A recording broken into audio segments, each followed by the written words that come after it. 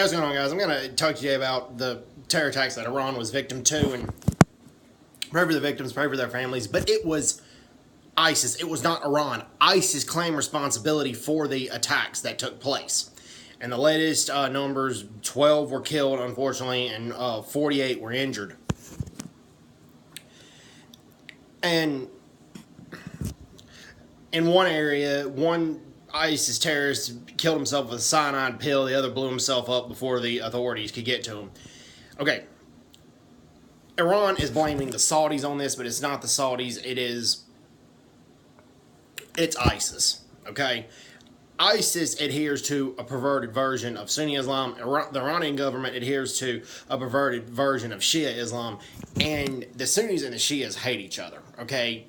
The Sunnis and the Shias basically view one or the other as traitors to the Islamic faith, particularly ones who belong to the perverted sections of it, as ISIS and the Iranian government do.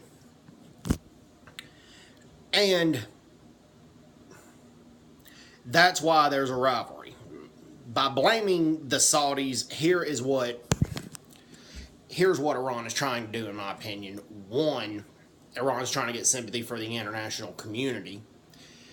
Two, Iran is using that as an excuse to acquire nuclear weapons and build up their conventional military forces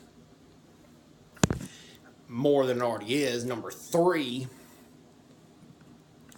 Iran has been looking for reasons to strike Saudi Arabia and reasons to attack Saudi Arabia. They think by claiming the Saudis were behind this terror attack, it would give them reason to, but it really wouldn't be a reason because it's ridiculous to think that.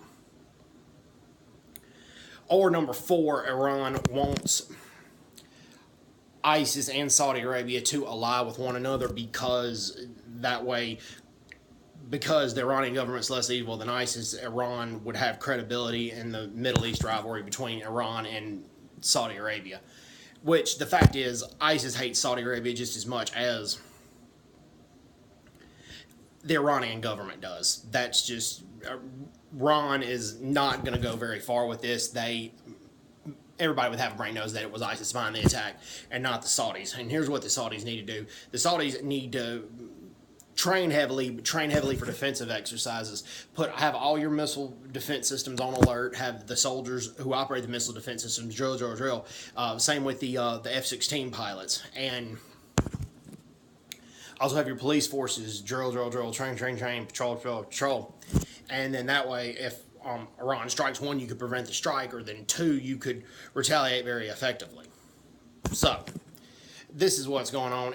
It's ISIS. It is not Saudi Arabia, and it's just ridiculous to make that comparison. My thing is, it's just ridiculous, and particularly after ISIS claimed responsibility for the attack. So, anyways, hope everyone's doing well. Take care. God bless. Bye-bye.